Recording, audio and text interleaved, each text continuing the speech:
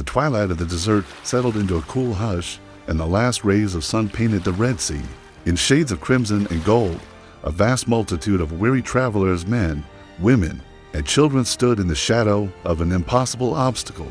Before them, the mighty waters of the sea churned with the echoes of ancient depths, and behind them, the horizon trembled with dust and dread, for Pharaoh's army approached with the rage of betrayal and the thunder of iron chariots. The Israelites, freshly freed from the shackles of slavery, but still carrying its weight in their hearts, turned to their leader, Moses, their voices rising in panic and despair. "Why have you brought us here to die? Were there not graves enough in Egypt?" they cried. The wind shifted, and the air itself seemed to hold its breath. Moses, steady and unwavering, eyes fixed on heaven, walked forward through the chaos of frightened voices and stood upon a rocky ledge, his staff gripped tightly in hand. His voice rang out not with fear, but with a calm born of communion with the divine. "Do not be afraid. Stand firm, and you will see the deliverance the Lord will bring you today. The Egyptians you see today, you will never see again. The Lord will fight for you. You need only to be still." And then, in one motion guided by faith, Moses lifted his staff over the sea. The silence deepened. The clouds swirled overhead. A powerful east wind, summoned by the breath of God himself, swept across the water with increasing force, stirring the sea into a frenzy until suddenly, miraculously, the waters parted.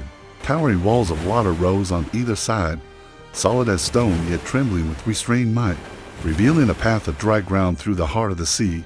The people gasped, some falling to their knees, others weeping, all struck silent by the awe of the miracle before them.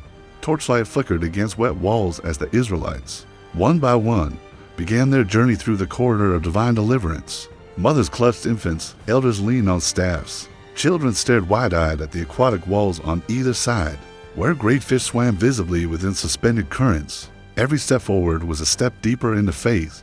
Behind them, the rumble of pursuit did not stop. Pharaoh, unyielding and blind to the power of Israel's God, ordered his elite warriors to follow.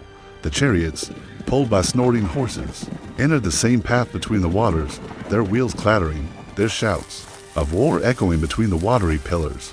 But then, as the last Israelite stepped onto the far shore, Moses turned once more. With solemn determination, he raised his staff and extended his hand back over the sea immediately. The wind ceased. The walls of water, held in place by divine command, collapsed in a cataclysmic roar. The sea swallowed horse and rider, spear and shield. Ambition and hatred all was lost beneath the returning tide. Not one of Pharaoh's men survived. Silence fell over the scene once more, broken only by the wind and the weeping of those who had been delivered.